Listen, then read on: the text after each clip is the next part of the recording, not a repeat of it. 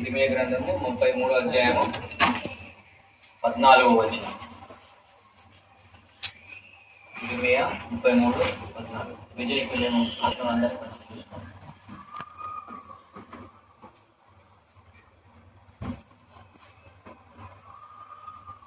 ఇరిమియా గ్రంథము 33వ అధ్యాయము 14వ వచనము అందరం కలిసి చదువు.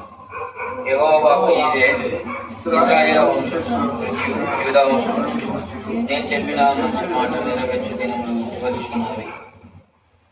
ఇది దేవుడిచ్చిన వాగ్దానం అర్థం కాలేదు. ఇజ్రాయేల్కి ఇచ్చాడు, యూదా వారికి ఇచ్చాడు. ఏమని ఇచ్చాడు? నేను చెప్పిన మంచి మాట నెరవేర్చు దినములు వచ్చుచున్నవి అన్నాడు. ఏ మాట ఇచ్చాడు? ఇజ్రాయేల్ మళ్ళీ తిరిగి తీసుకొస్తా అని చెప్పాడు. ఎక్కడికి అంటే మీరు ఇప్పుడు చెరకెళ్తున్నారు. అయితే ఇర్మియా ద్వారా చెప్పాడు, మళ్ళీ 70 సంవత్సరాలు మళ్ళీ నేను వేస్తాను, తీసుకుని వచ్చేస్తానంట. అది ఈ మాట నాకు చదివినప్పుడు నాకు ఏమర్థమైంది అంటే, ఇక్కడ చూసినప్పుడు దేవుడు ఏదో ఒక చేయబోతున్న కార్యము మళ్ళీ నన్ను ఏం చేస్తాడు, మళ్ళీ నన్ను అంటే అక్కడ బాగుగాటి కాదు కానీ నన్ను ఏదో ఒక విధంగా అయితే మళ్ళీ తిరిగి యథావిధిగా ఒక స్థానంలోకి తీసుకొస్తాడు. అది అర్థం కాలే ఫస్ట్ లో. అయితే ఇప్పుడు అర్థమైంది కాబట్టి చెప్పగలుగుతున్నా ఈజీగా. దేవుడు నన్ను మళ్ళీ ఈ స్థానంలో ఈ సంవత్సరంలో ఈ రీతిగా ఉన్నా అంటే దేవుడు వాగ్దానం ఇచ్చి నెరవేర్చేవాడు. అంటే దేవుడు ఎక్కడ కూడా మాట తప్పేవాడు కాదు. నరమాతుడు కాదైన. నరులు అందరు తప్పిపోతారు. రాజులు సైతం చేయలేదు. బైబిల్లో మనం చూస్తాం కదా, రాజులు కూడా ఏమీ చేయలేకపోయారు, చేతులు ఎత్తేసారు. అట్లా దేవుడు అలాంటి వాడు కాదు. ఒక మాట ఇచ్చిందంటే ఏ విధమైన చేతైనను అది నెరవేరుస్తాడు. ఆయనకు సామర్థ్యం ఉంది, మరి చేయగలిగిన అధికారం ఉంది, చేయగలుగుతాడు దేవుడు. అయితే ఇక్కడ మనం చూస్తున్నాం ఏంటంటే ఈ 33వ అధ్యాయం 14వ వచనంలో నేను చెప్పిన మంచి మాట నెరవేర్చు దినంలో వచ్చున్నాయి. అర్థం కాలేదు. ప్రార్థన చేస్తూనే ఉన్నాను. అంటే నాకున్న అలవాటు ఏంటంటే అన్ని వాగ్దానాలు రాసుకుంటాను. ఎప్పటి నుంచి రక్షించబడి నుంచి అన్ని వాగ్దానాలు ఉన్నాయి. అయితే ఈ వాగ్దానం కూడా చదివినప్పుడు చూసినప్పుడు నాకు మరి అర్థం కాలే. కానీ నాకు పర్సు వచ్చినప్పుడు ఎప్పుడు మరి 9-10వ తారీఖు చూసినప్పుడు నాకు హెడేక్ రావడము, తర్వాత దాని గురించి ఆ హెడేక్ వచ్చినాక తర్వాత స్కాన్ చేసినాక తెలిసింది ఏంటంటే నాకు ఒక ట్యూమర్ ఉంది అని.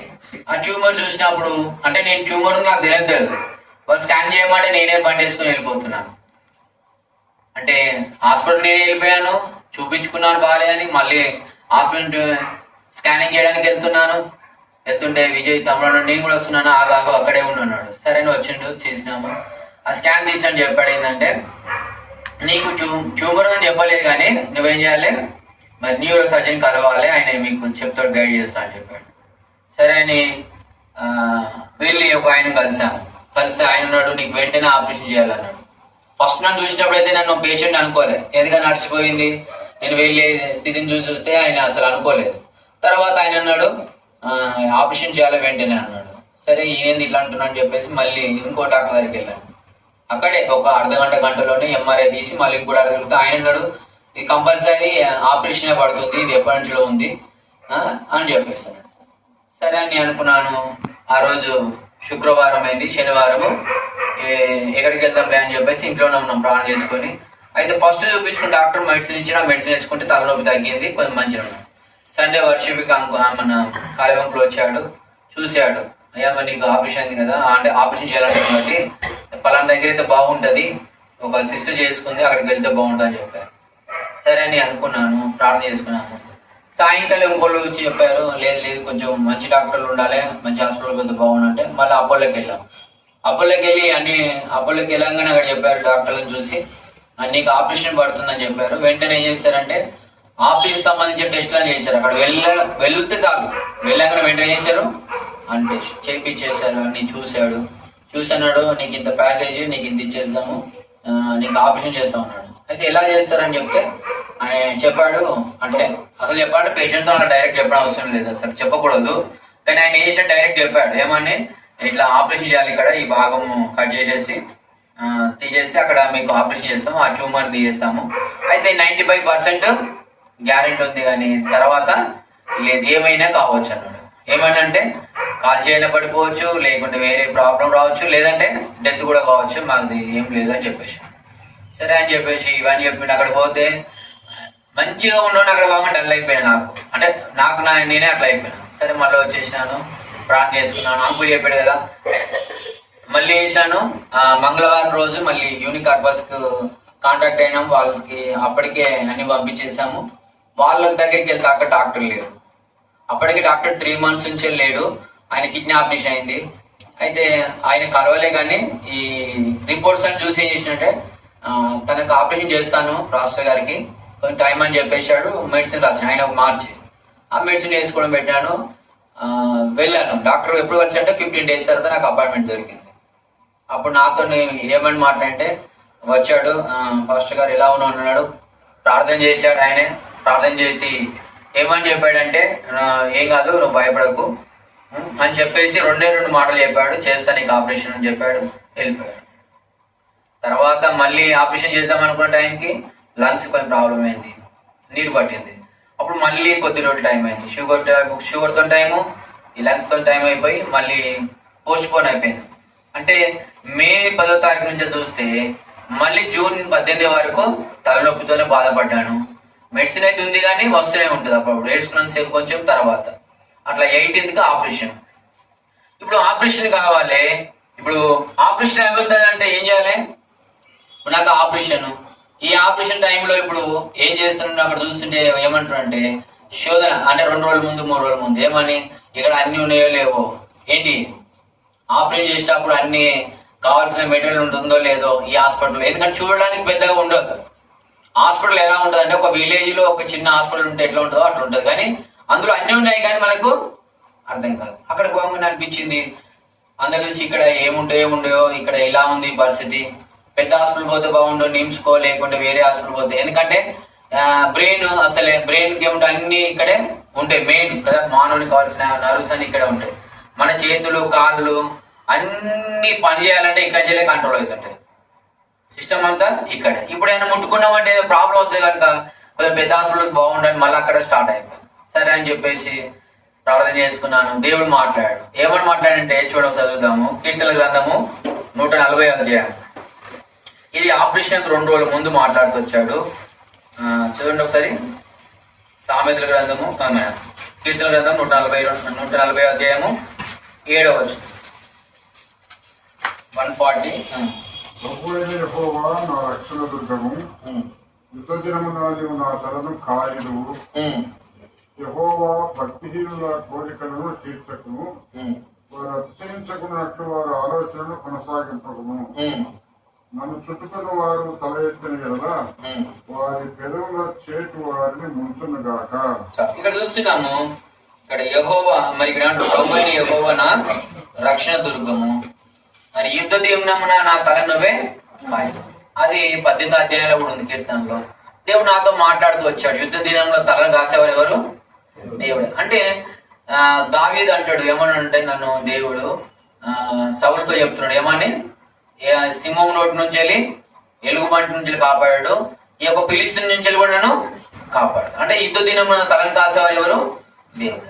అంటే ఈ ఫిలిస్తీన్ అంటే దేనికి గుర్తుగా ఉంది? శరీరానికి గుర్తు. ఇప్పుడు శరీరంలో నాకు కలిగిన ఈ యొక్క అంటే ఈ యొక్క అనారోగ్య పరిస్థితి అనేది ఏం చేసినట్టు ఎవరు గెలిపిస్తారు? దేవుడు దేని విడిపించేవాడు. అంటే నేను ఆయనను ప్రేమిస్తున్నాను, ప్రార్థిస్తూ ఉంటా, ఆయన కూడా నమ్మకంగా ఉన్నాను. ఆయనే పని ఆయనే చేస్తాడు. అయితే వాగ్దానం ఏం చేస్తాడు?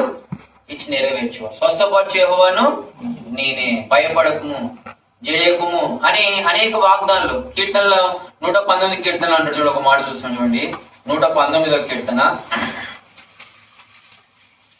కీర్తనలు 119వ అధ్యాయం.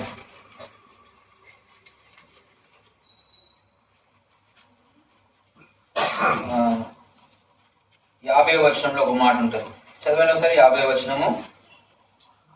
నీ వాక్యము నన్ను బ్రతికించున్నది, నా బాధలో ఇదే నాకు నెమ్మది కలిగించున్నది. అంటే బాధల్లో నెమ్మది ఇచ్చేది అదే. ఇంకోటి 126వ వచనం కూడా. 126 126. నీ ధర్మశాస్త్రమును నిరర్థకం చేస్తున్నారు. యెహోవా తన క్రియ జరిగించుటకు ఇదే సమయము. యెహోవా తన క్రియ జరిగించుటకు ఇదే సమయం. అంటే దేవుడు ఈ వాక్యాల ద్వారా నాతో మాట్లాడుతున్నాడు. వాక్యం ద్వారా బ్రతికించేవాడు, దేవుడు క్రియ జరిగించేవాడు. అసలు చెప్పాలని చూడండి, ఇంకొక మాట చూడండి, ఇక్కడ 151 వచనం అంటాడు, యెహోవా నీవు సమీపంగా ఉన్నావు. అంటే దేవుడు మనకి ఎట్లా ఉన్నాడు? సమీపంగా ఉన్నాడు. ఇది డైలీని చదువుకుంటూ వెళ్తున్నాను ఆ దినాలలో. అయితే దేవుడు నాకు సమీపంగా ఉన్నాడు. ఆయనే నన్ను ఎదుదినం కాపాడేవాడు. ఆయనే నాకు ఇక్కడ వేస్తున్నాడు క్రియ, ఇదే సమయం, ఇదే దేవుడు క్రియ జరిగించేవాడుగా ఉంటాడు. అంటే దేవుడు ఆయనే క్రియలు జరిగించేవాడుగా, ఆయనే సమీపంగా ఉన్నవాడుగా, ఆయనే మనతో ఉన్నాడు కనుక నేను భయపడలేదు.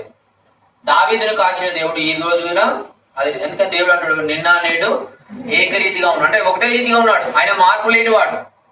ఆయన నమ్మిన వాళ్ళు ఎంత మాత్రము విడిచిపెట్టాడు. నిర్గమకాండంలో అంటాడు స్వస్థపరిచే యెహోవా నేను అంటాడు. అంటే ఐగుప్తులో కలిగిన రోగాలు ఉంటాయి, కానీ వాటి నుంచి లేనే స్వస్థపరుస్తాడు. ఎవరు ఎట్లా స్వస్థపరుస్తాడు? ధర్మశాస్త్రాన్ని మనం గైకొని చూడ అక్కడ చూస్తాము. నిర్గమకాండం అంటాడు వాటిని గైకొన్నప్పుడే మనల్ని దేవుడు వేసాడు, విడిపించేవాడు, స్వస్థపరిచేవాడు ఉంటాడు. నిర్గమకాండము 15వ అధ్యాయము 26వ వచనం. మీ దేవుడైన యెహోవా వాక్కును శ్రద్ధగా విని ఆయన దృష్టికి న్యాయబద్ధ చేసి ఆయన ఆజ్ఞలకు విధేయులై ఆయన కట్టడానికి అనుసరించి నడుచుకునేలా నేను ఐగుప్తును కలగజేసిన రోగంలో ఏది మీకు రానియను, నిన్ను స్వస్థపరచు యెహోవాను నేనే అనేను. దేవుని యొక్క ఆజ్ఞలు మరి గైకుంటే, యథార్థంగా నడుచుకుంటే మనల్ని స్వస్థపరిచే యెహోవా. అయితే యేసుక్రీస్తు అంటే నేను పొందిన దెబ్బల చేత మీకు ఏం కలుగుతుంది? స్వస్థ. అంటే దేవుడే మన కొరకు గాయపరచబడ్డాడు. ఆయనే పొందిన గాయం చేత మనకి ఏం కలుగుతుంది? స్వస్థ. స్వస్థ ఇచ్చేవాడు. ఇప్పుడు నేను ఆపరేషన్ సిద్ధమైనాను, అడ్మిట్ కూడా అయిపోయాను. ఎప్పుడు? జూన్ 16వ తారీఖు నాడు. ఇక 17వ తారీఖు నాడు అంటే ఆపరేషన్ ముందు కూడా శోధన, రకరకాల శోధనలు వస్తాయి. అంటే దేవుడు మనకి ఇచ్చిన వాగ్దానం నెరవేర్చగలవాడని నమ్మినప్పటికీ కొన్ని శోధనలు వస్తుంది. సాతాను ఏ విధంగా శోధిస్తుంటాడు, ఏ విధంగా మనం వేస్తుంటాడు, తప్పుదారి పట్టించాలని చూస్తుంటాడు. అయితే దేవుడు మరి కృపగలవాడు కనుక ప్రతి శోధన నన్ను విడిపించాడు. ఎంత శోధన అంటే చాలా శోధనలు వచ్చాయి. అవన్నింటి నుంచి అందరూ మాట్లాడాడు. అంటే కాలమంకులు మాట్లాడాడు, ఇంకా వేరే వేరే వాళ్ళు కూడా మాట్లాడాడు.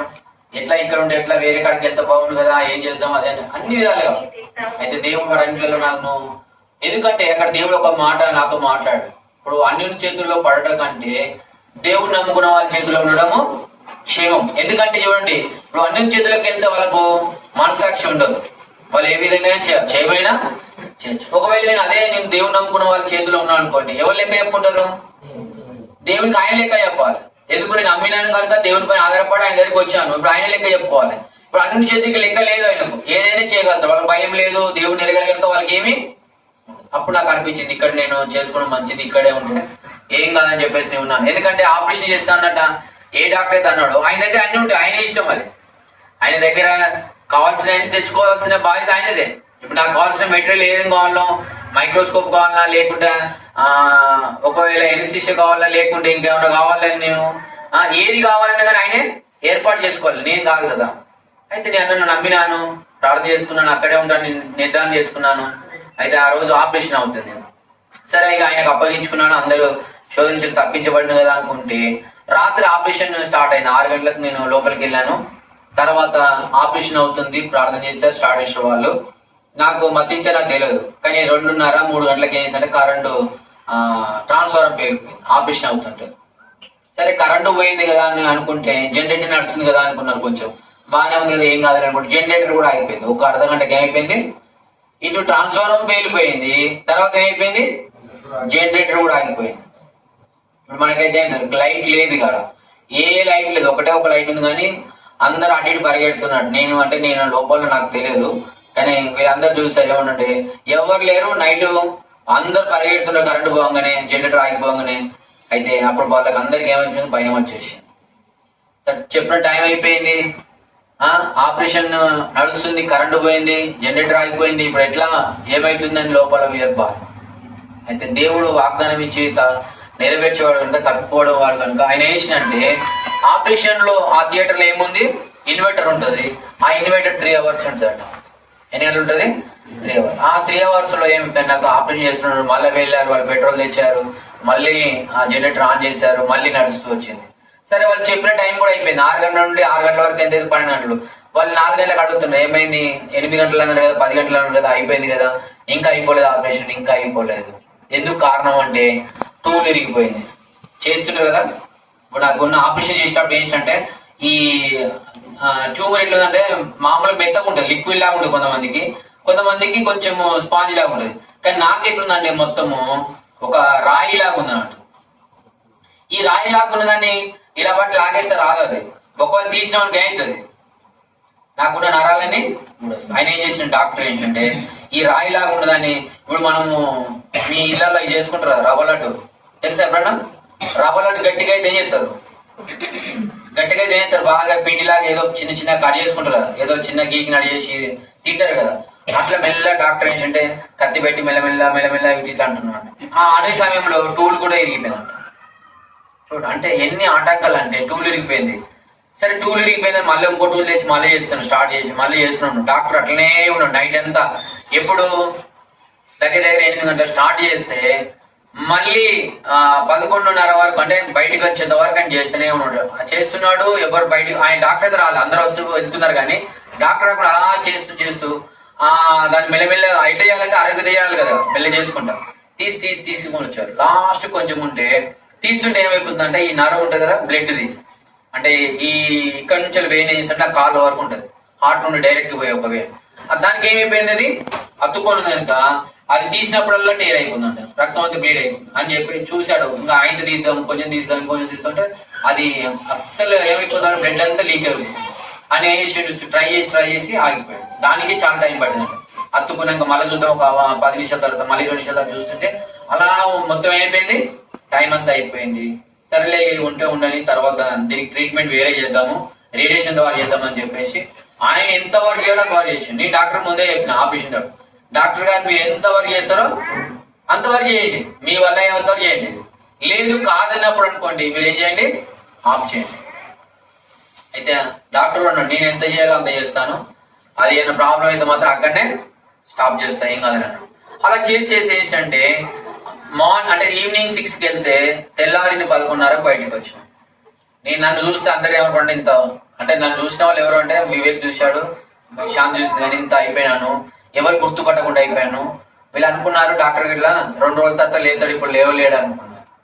కానీ దేవుని మహాకృపను బట్టి ఏంటంటే 3 అవర్స్కే లేచాను, మేరకు వచ్చేసాను. వాళ్ళందరూ ప్రార్థన చేశారు. పని ఎవరు అందులో చిన్న నర్సులు అంచెలు మొదలు పెడితే డాక్టర్ గారు ప్రేయర్ చేస్తూ వచ్చారు, ప్రతి వారు ప్రేయర్ చేశారు. నేను ఒకటే అనుభవించిన ఏంటంటే ఇక్కడ ప్రార్థన ఉంది, దేవుని సన్నిధి, వాళ్ళకి ఆ భయం ఉంది. ముఖ్యంగా ఏంటంటే దేవుని బిడ్డలు కనుక దేవుని భయము ఉంది.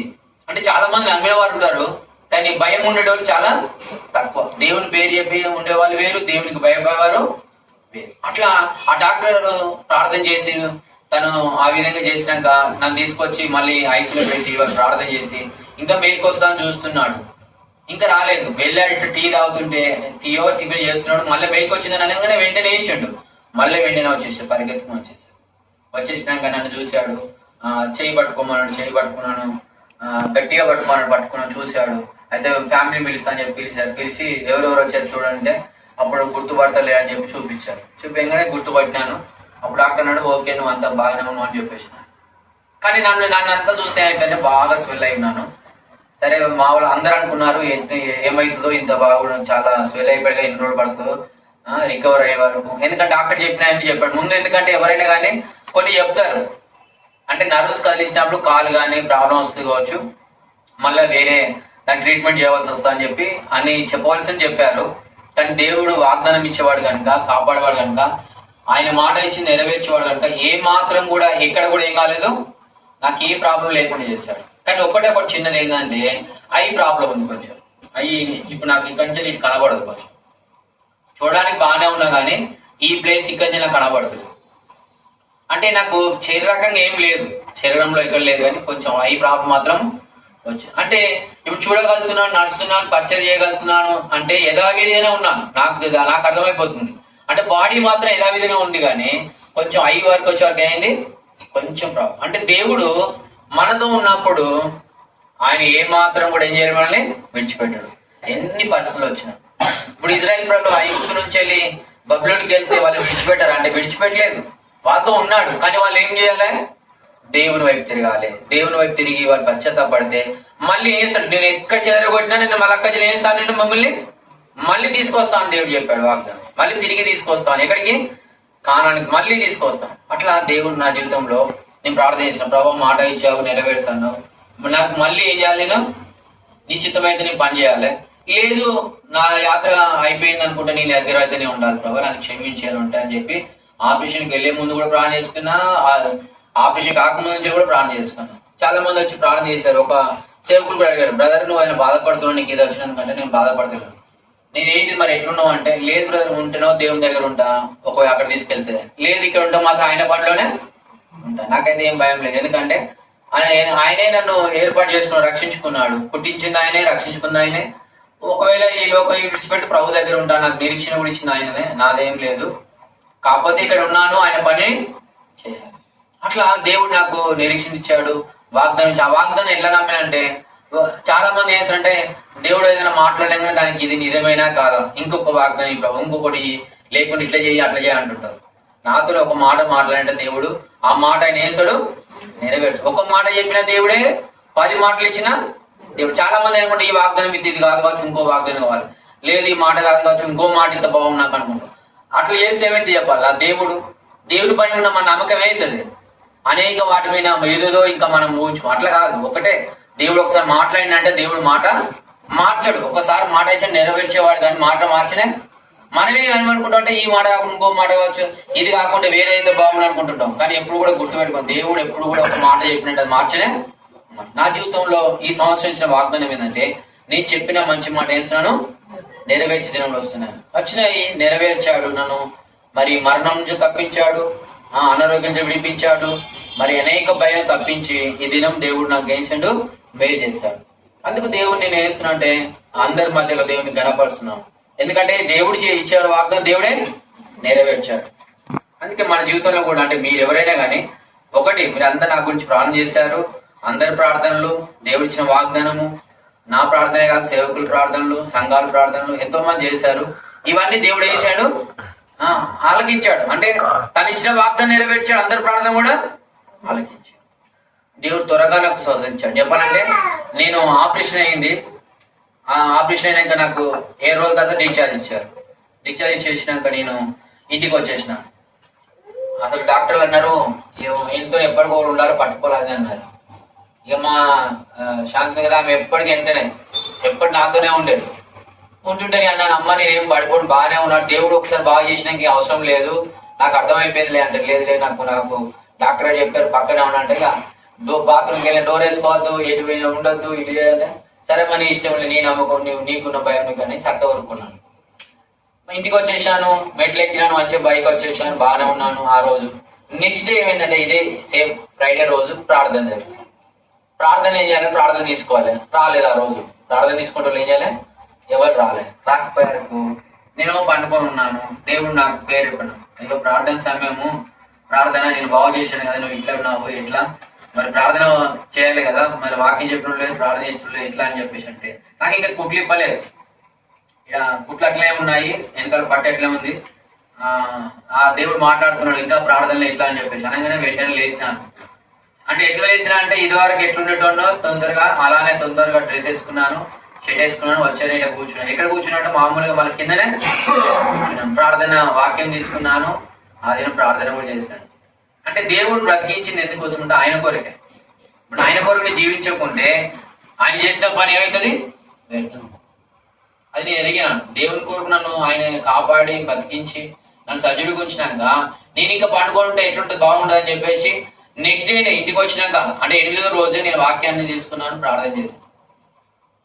సండే వస్తున్నారు అందరు, కానీ అంటే దేవుడు మనం చేసిన మేళ్ళకి మనం మర్చిపోయి చాలా మంది ఏంటంటే చిన్న అవకాశం దొరుకుతారు. ఏదో కాలు నొప్పో చేయి నొప్పో లేకుంటే వర్షం పడుతునో లేకుంటే ఎవరైనా చుట్టాలు వచ్చి చిన్న అవకాశం దొరుకుతారు. ఏం చేస్తారు మీరైతే ఇంటికి పోతాం, మా ఇంటికి వీళ్ళు వచ్చారు ఇంకా బాగుండలేదు, బంద్ ఎట్లా బంద్ పెట్టాలనే ఆలోచన ఉంటుంది మనకి. ఎప్పుడు చూసినా మనం ప్రార్థన ఎప్పుడు ఎట్లా బంద్ పెట్టాలనే ఆలోచన. మీటింగ్ అవసరం లేదు, లేకుంటే ఎంత బాగుంటుంది, పండుకోవచ్చు మంచిగా, కొంతసేపు ఏంటి మొబైల్ చూడవచ్చు, కొంతసేపు ఏదైనా చేసుకోవచ్చు, అదే చూస్తాం. కానీ లేదు నాకు ఈ దినం ఇచ్చాడు దేవుడు, ఒకవేళ నేను వస్తే నేను దేవుని దగ్గరికి పోవాలంటే నేను 20 రోజు ఎలా ఉండాలి, సిద్ధంగా ఉండాలి. ఏ రోజుకి ఆ రోజు సిద్ధం. నేను గత దినం మంచుకున్నాను, మొన్న దినం బాగున్నాను, సంవత్సరం అంతా బాగానే ఉన్నాను కదా, ఈ రోజు ఒక్క రోజు పోతే ఏం కాదు అంటే ఇదే రోజు వచ్చిన ప్రభు ఒకవేళ ఆ రోజే అదే రోజు తప్పు చేస్తే వస్తే మనం చేసిన నీతి అంతా కూడా పనికిరాదు. ఎందుకంటే ప్రభువు మనల్ని ఏర్పాటు చేసుకున్నాక ఎప్పటికి ఏం చేయాలి, ప్రభువు మనకి ఇచ్చిన సమయాన్ని స్వాధీనం చేసుకుంటూ ఉన్నాడు. నాకు అదే వెంటనే నేను ఆ రోజు ప్రార్థనకు వచ్చినాను, ప్రార్థన చేసుకున్నాను. మా ఆంటీ వాళ్ళు అందరు చూస్తున్నా, ఏంటి కింద కూర్చున్నారు ఎట్లా అని అంటున్నాను. నేను ఏం మాట్లాడలేదు, వాక్యం తీసుకున్నాను, ప్రార్థన చేసినాము, అయిపోయింది.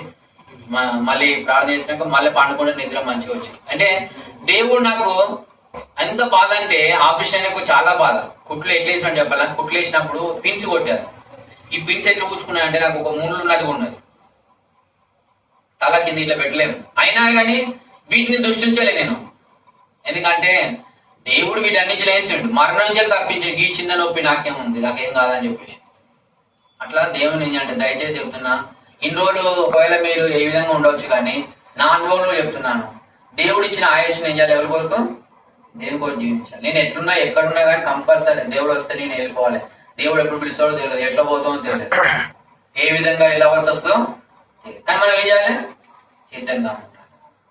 ఈ రోజు ఉన్నానంటే అది దేవుడు మరణం తప్పిస్తేనే ఇక్కడ ఉన్నాం, లేకుంటే ఎందుకంటే ఇంతకుముందు ఆపరేషన్ చేసిన వాళ్ళకు 2 సార్లు వాళ్ళకి స్ట్రోక్ వచ్చిందంట, 2 సార్లు కోమాలకు వెళ్ళాడు కొంతమంది చెప్తున్నారు. అయితే అవన్నీ నాకు లేదు, ఏం లేదు. అంటే దేవుడు మహాకృప నాకు అనుగ్రహించాడు.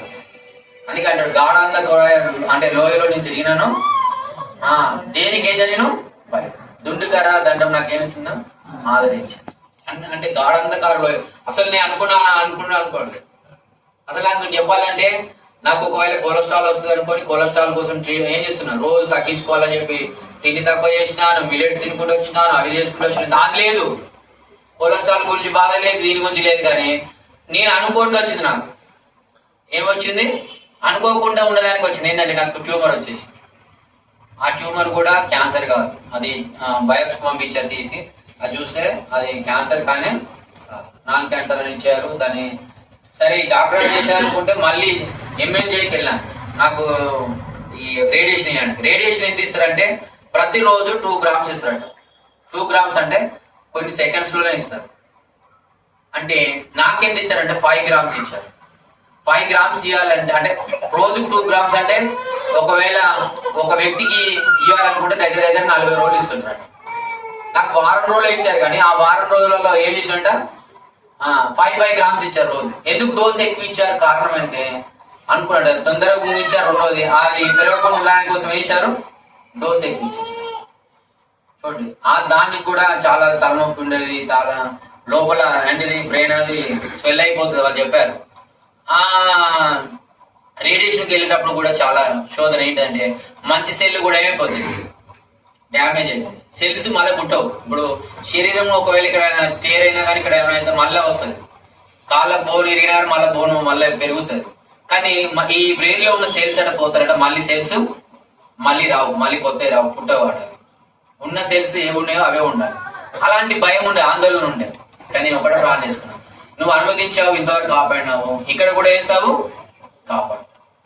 అయితే దేవుడు అన్నాడు, అంటే దేవుడు విడిచిపెట్టేవాడు కానీ నేను తర్వాత మెల్లమెల్ల చదువుకుని వచ్చినాను. ఇరిమేకి వచ్చినప్పుడు ఇరిమే కూడా అదే అన్నాడు, నువ్వు దీనికి ఏం చేయకూడదు, భయపడకూడదు అని చెప్పాడు. అప్పుడు నేను ఆ దినం అనుకున్నాను, నేను వెళ్తున్నాను, ఎంఎన్జేకి వెళ్ళాను. అక్కడ ఎవరున్నారంటే మన జోసెఫ్ బెంజమిన్ వాళ్ళ కొడుకున్నాడు, జోసెఫ్ మన బెంజమిన్ కొడుకు, ఆయన కూడా ప్రార్థన చేశాడు. వాళ్ళు కూడా సరైన లీడింగ్ చేశారు, అన్ని తీసుకెళ్లారు, ట్రీట్మెంట్ ఇచ్చారు. అప్పుడు చాలా వర్షం వచ్చింది, చాలా తుఫాన్లు దినాలని కూడా. అయినా దేవుడు అన్ని విధాలుగా అన్ని అంటే ఆపరేషన్ అయినాక ఏం రాకంటే జలుబు రాకూడదు, జ్వరం రాకూడదు, ఆపరేషన్ కి ఎలాంటిది రాదు. వచ్చిందనుకో ఏమిటంటే ఫిట్స్ వస్తారు. బ్రెయిన్ ఆపరేషన్ కనుక టేర్ అయింది కనుక ఆ నర్వస్ గిట్లా జ్వరం వచ్చిందంటే మాత్రం నీకు కంపల్సరీ మళ్ళీ ఫిట్స్ గిట్లా వచ్చేస్తుంది. అందుకే నువ్వు జ్వరం రాకుండా చూసుకోమని చెప్పి చాలా చెప్పారు. కానీ దేవుని దయ వల్ల నాకు జ్వరం రాలేదు, అప్పుడు అంత తిరిగిన చలిలో జలుబు కాలేదు, ఏం కాకుండా దేవుడే కాపాడుతూ వచ్చాడు. నేను చెప్పాలంటే నేను ఉన్న జాగ్రత్త తక్కువ, కానీ దేవుడి నా ఏళ్ళ ఆయన కాపుదల ఎక్కువగా ఉంది. అంటే యెహోవా నాకు కాపరిగా నేను చెప్పగలుగుతాను, ఆయన వాగ్దానం నెరవేర్చేవాడిగా చెప్పగలుగుతాను. నాతో ఉన్నాడు, నేను అనుభవించిన ఆ యొక్క స్పర్శ, ఆ యొక్క కాపుదల, భద్రత, ఆ స్వస్థత ఇవన్నీ నేను ఎరుగుతూ వచ్చాను. ఎందుకంటే ఆయన చేయకుంటే నేను ఈ రోజు ఈ విధంగా ఉండేవాడిని కాదు. ఎందుకంటే ఆపరేషన్ అయిన వాళ్ళు చాలా మంది చూసిన ఏదో ఒక సమస్య ఉంటారు, ఏదో నాయన అద్భుతం చేశాడు. నిజం చెప్పాలంటే అంటే ఎలాంటి అనారోగ్యం లేకుండా ఎలాంటి పరిస్థితి లేకుండా మొన్న కూడా వెళ్ళినప్పుడు డాక్టర్ అన్నాడు బాగుంది, నీకు డోసు ఇంతకుముందు ఇచ్చిన డోసు కానీ కొంత తగ్గిస్తున్నాను, ఇది కొద్ది రోజులు ఉండాలి, కాకపోతే నాకు మెడిసిన్ 2 years వరకు వేసుకోవాలి, కానీ మళ్ళీ కొంచెం కొంత తగ్గిస్తూ వస్తా అని చెప్పాడు. అలా తగ్గించారు. దేవుడి ద్వారా కూడా కాపాడుతూ వచ్చాడు. అందుకే దేవుడు ఇచ్చిన మాట ఎప్పుడు కూడా ఏం కాదు, తప్పిపోదు. అట్లా నా జీవితంలో నేను అనుభవించాను. దయచేసి మీరు కూడా చిన్న సాకు చెప్పి ఒకవేళ ఏదైనా పరిస్థితులు అని చెప్పి ఆగిపోకండి. ఎందుకంటే ప్రభు వచ్చే సమయం ఉంది. ఇప్పుడు ఎక్కడ చూసినా ప్రభు రాకడ గుర్తులు, సమయము, పరిస్థితులు అలా ఉన్నాయి. అయితే ప్రభు వచ్చాడికి ఎలా ఉండాలి, మనకు కలిగిన దాన్ని గట్టిగా చేపట్టుకోండి. ఎందుకంటే ఇక్కడ నిల్చున్నాను తలంచి వాడు ఏం చేయకూడదు, జారిపోకుండా చూసుకోవాలి, పడిపోకుండా చూసుకోవాలి. మనం నిల్చున్నాను మంచిగానే ఉండాలి అనుకుంటే కాదు. దేవుడు బండ నిలిపి అంటే నిలిపాడు కరెక్టే. ఆ బండి ఎక్కడ అంటే ఆయన సన్నిధి పక్కనే ఉంది. మోసతో అంటాడు నువ్వు ఎక్కడ నిలబడాలి ప్రభు, ఎక్కడ ఉంచుతాంటే ఈ బండ మీద నిలబడమని చెప్పాడు. అది ఏ బండ, అది క్రీస్తు అనే బండ. ఆయన పక్కనే సన్నిధిలో అక్కడ చేయి పెట్టాడు. అట్లా మనం ఆ బండ మీద నిల్చున్నాం, కానీ మళ్ళీ ఏం చేయకూడదు, పడిపోకుండా చూసుకోవాలి దయచేసి. ఎందుకంటే ప్రభు వస్తున్నాడు, ఆయన వచ్చే వరకు మనం రక్షణ కాపాడుకుందాము. ఈ రక్షణ పోగొట్టుకున్న దినాలు ఇప్పుడున్న పరిస్థితులు, సిచ్యువేషన్స్, ఇప్పుడు జరుగుతున్న అన్ని చూస్తుంటే అన్ని శోధనలు ఎక్కడ చూసినా ఎటు చూసినా. అయితే వాటన్నింటినీ కాదు, దేవుని వైపు చూడండి, దేవుని వాక్యం వైపు చూడండి. దేవుడు ఇచ్చిన వాగ్దానాన్ని సంపూర్ణంగా ఏం చేయండి, నమ్మండి. ఎందుకంటే దేవుడు ఇచ్చిన మాట నెరవేర్చాడు, కానీ ఎప్పుడు కూడా నెరవేర్చుకుని ఎవరి విషయంలో కూడా నెరవేర్చుకుని లేడు. ఎప్పుడు కూడా అందరు చెప్పగలుగుతారు సాక్షిగా. అట్లా నేను కూడా చెప్పగలుగుతాను, నా విషయాన్ని కూడా నెరవేర్చు వచ్చాడు. దయచేసి మీరు కూడా ప్రార్థన చేశారు. మరి అందరు ఇంకా మీరు కోసం కూడా నేను ప్రార్థన చేస్తున్నాను. ఇంకా నమ్మకంగా ఉండండి, నేను కూడా నమ్మకంగా ఉంటాను. ప్రభు వచ్చే వరకు ప్రభు పని ఉన్నది, ఇంకా ప్రభు పని మనం చేయాలి. ఏ పని అయితే ఇచ్చినా పని చేయండి. అంటే పెద్ద పని ఇస్తే బాగుండదు, చిన్న పని ఇచ్చిండు నేను చేయలేను, పెద్ద అయితే బాగా చేస్తాను. పెద్దది మనం చేయలేం కనుక దేవుడు చిన్నదే ఇచ్చాను. బాగా పెద్దది ఇస్తే పెద్దది చేయలేమని ఇచ్చిండు, చిన్న పని ఇచ్చిండు. ప్రార్థననే పని చేయొచ్చు, ఆ పని చేయండి సార్. మనం ఏమనుకుంటాం అంటే ఆ పని ఇంత బాగుంది, ఈ పని ఇంత బాగుంది అనుకుంటాం. లేదు లేదు, మన సామర్థ్యం ఎరిగాడు, మన స్థితిని ఎరిగాడు, మన యొక్క మనకున్న శక్తిని ఎరిగాడు కనుక అదే ఇచ్చాడు. ఇప్పుడు ఇరిమేకి ఇచ్చిన పని ఇరిమే చేశాడు, అలా యోహానికి ఇచ్చిన పని యోహాన్ చేశాడు, పేదరికి ఇచ్చిన పని పేదరు చేశాడు. నేను ఆ పని చేస్తా, ఈ పని కాదంటే అది కానే. అట్లా మన జీవితాన్ని కూడా జ్ఞాపకం చేసుకోండి. ఇంతవరకు ప్రార్థన చేశారు. కృష్ణ అందరికి వందనాలు. ఇంకా ప్రార్థన చేయండి. పరిచయ కోరిక ఇంకా ఆనందంలో పరిచయ బాగు చేయాలి. ఎందుకంటే దేవుడిని ఆయుష్ పొడిగించినాక ఆయన పని చేయాలి. ఇంకా చాలా ఉంది పని, కొరత ఎంతో ఉంది. అది నా వంతు నేను చేసేదానికి దేవుడిని ఇంకా బలపరచలాగా, ఇంకా ప్రభు కొరకు ఆసక్తిగా జీవించలాగా, కుటుంబం కొరకు మంచి ఆరోగ్యం కొరకు మీరు జ్ఞాపకం చేసుకొని ప్రార్థన చేయండి. జ్ఞాపకం చేసుకోండి, సరేనా? ప్రార్థన చేస్తాము. ఆ అంకులో వాక్యం చెప్తాడు. దయచేసి కొంచెం ముందు జరిగి కూర్చోండి. ఉన్న వారందరూ ముందు జరగండి. ఉన్న పాటను